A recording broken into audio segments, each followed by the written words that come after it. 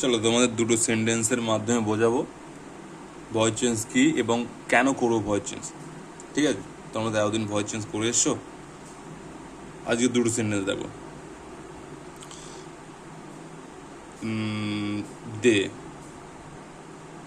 দে eat rice. ঠিক আছে, তারা তারা খায়, কি খায়? রাইস খায়। আরেকটা সেন্টেন্স দেখো, দে হি লিখো, হি গোজ টু স্কুল। ঠিক আছে, ভয়েস চেঞ্জ করো। নর্মালি তোমরা করে এসো কি, অবজেক্টটা কি হবে, অবজেক্টটা সাবজেক্টের জায়গায় আসবে। কেউ রাইস লেখো, রাইস। তারপর কি হবে, ভার্বের ফার্স্ট ফর্ম আছে, তাহলে কি হয়, ভার্বের ফার্স্ট ফর্ম থাকলে according to be verb is হবে। ঠিক আছে, তাহলে কি রাইস ইজ, ভয়েস চেঞ্জের ক্ষেত্রে সবসময় কী হবে, ভার্বের থার্ড ফর্ম হবে। EATEN, rice is eaten, eaten. তারপর কী হবে, এই সাবজেক্টিভ কেস। সাবজেক্টিভ কেস মানে কি আছে, সাবজেক্টিভ কেস আর অবজেক্টিভ কেস কি বোঝায়, কোনো সেন্টেন্স সাবজেক্টিভ কেস কাকে বলে দেখো। সাবজেক্টিভ কেস আছে আই, উই, ইউ, তারপরে আছে উই, সরি, তারপর আছে হি, শি, আর হি, শি, আর দে। এইগুলো হচ্ছে কি হচ্ছে সাবজেক্টিভ কেস। এইগুলো দিয়ে সবসময় কি হবে, সবসময় সেন্টেন্স স্টার্ট হবে, সেন্টেন্স কি হবে, শুরু হবে। এর অবজেক্টিভ কি আছে, আয়ের অবজেক্টিভ কেস আছে মি, উই, আস, আস আছে। ইউর অবজেক্টিভ কেস আছে ইউ হবে।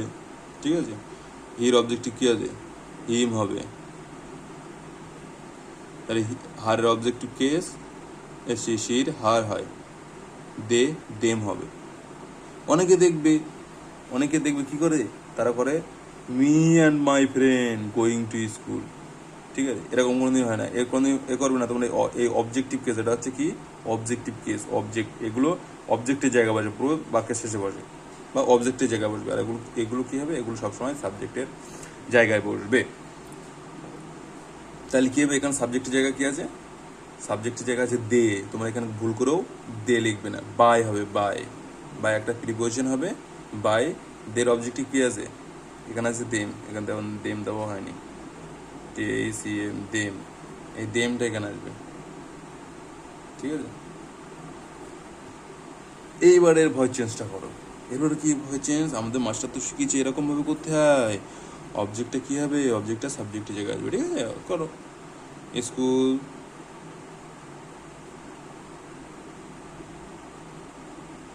স্কুল, তারপর কি হবে, ইজ হবে। তারপর কি গন, তারপর কি হবে, তারপর টু হবে। তারপর কি হবে, বাই, কি হবে, বাই হিম হবে, হেম। ঠিক আছে, টোটালি ভুল, এরকম সেন্টেন্সই হয় না। কি হয়, হয় আগে জিজ্ঞাসা করতে হবে যে সাবজেক্ট অবজেক্ট আছে কি না, অবজেক্ট আর কমপ্লিমেন্ট। ঠিক আছে, আগে জিজ্ঞাসা করতে হবে অবজেক্ট আছে কিনা সেন্টেন্স। অবজেক্ট থাকলে কি হবে, অবজেক্ট থাকলে সেই সেন্টেন্স ভয়েস চেঞ্জ হবে। আর পৃথিবীর কারো ক্ষমতা নেই যেটা সেটা ভয়েস চেঞ্জ হবে। সাবজেক্ট কি, অবজেক্ট কীভাবে বুঝবে, অবজেক্ট প্রশ্ন করতে হবে, কাকে প্রশ্ন করতে হবে, এই ভার্বটা কি প্রশ্ন করতে হবে, কি প্রশ্ন করতে হবে, হোয়াট, বা ইংলিশে ছাড়ো, কি কি কি প্রশ্ন করতে হবে, এবং কাকে প্রশ্ন করতে হবে। ঠিক আছে, কাকে, কি, কাকে প্রশ্ন করতে হবে, ভার্বকে। দে ইট রাইস, তারা ভাত খায়, তারা কি খায়, কি কি কি পাচ্ছি তো নাকি, কি কি কি পাচ্ছি মানে রাইস। রাইস হচ্ছে, এটা হচ্ছে অবজেক্ট। অবজেক্ট থাকলে ভয়েস চেঞ্জ হবে, আদারওয়াইজ কারোর পৃথিবীতে ক্ষমতা নেই অবজেক্ট ছাড়া ভয়েস চেঞ্জ করার।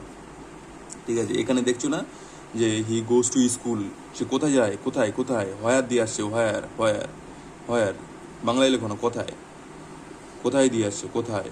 ঠিক আছে, সে কোথায় যাচ্ছে, স্কুলে যাচ্ছে, স্কুলে। এটা হচ্ছে কমপ্লিমেন্ট, এটা কোনোদিনই হয় না এর ভয়েস চেঞ্জ। ঠিক আছে? তাহলে ভয়েস চেঞ্জ করতে গেলে কী করতে হবে? ভয়েস চেঞ্জ করতে গেলে আগে দেখতে হবে যে সাবজেক্ট ভার্ব অবজেক্ট আছে কিনা। অবজেক্ট এক্সেপশন আছে, সেসবগুলোর বিষয় আলাদা, কিন্তু ফর্মালিটি যেরকম একটা ভয়েস চেঞ্জ হয় তার অবজেক্ট অবশ্যই থাকা দরকার।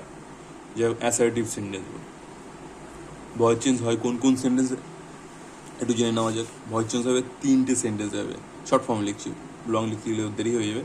অ্যাসার্টিভ, ইন্ট্রোগেটিভ আর ইম্পারেটিভ, এই 3টে সেন্টেন্সে ভয়েস চেঞ্জ হয়। আর বাদ বাকি টোটাল কটা সেন্টেন্স? টোটাল 5টা সেন্টেন্স, 5টা।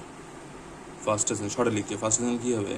Assertive, interrogative, imperative, objective, exclamatory.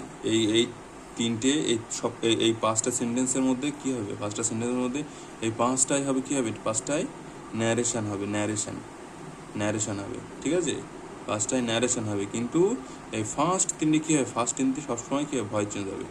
First change তোমরা মনে করো যদি অবজেক্টিভে মে গড ব্লেস ইউ এর ভয়েস চেঞ্জ করো, কোনো দিন ওর ভয়েস চেঞ্জ হবে না, ঠিক আছে?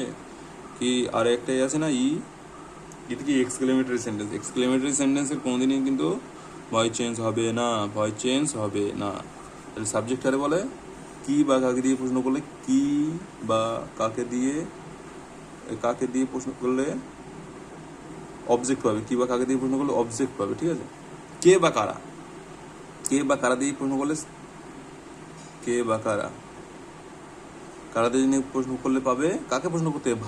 ভার্বকে প্রশ্ন করবে কিভাবে, যেটা পাবে সেটাই হবে সাবজেক্ট, যেটাকে প্রশ্ন করবে সেটাই হবে সাবজেক্ট, ঠিক আছে?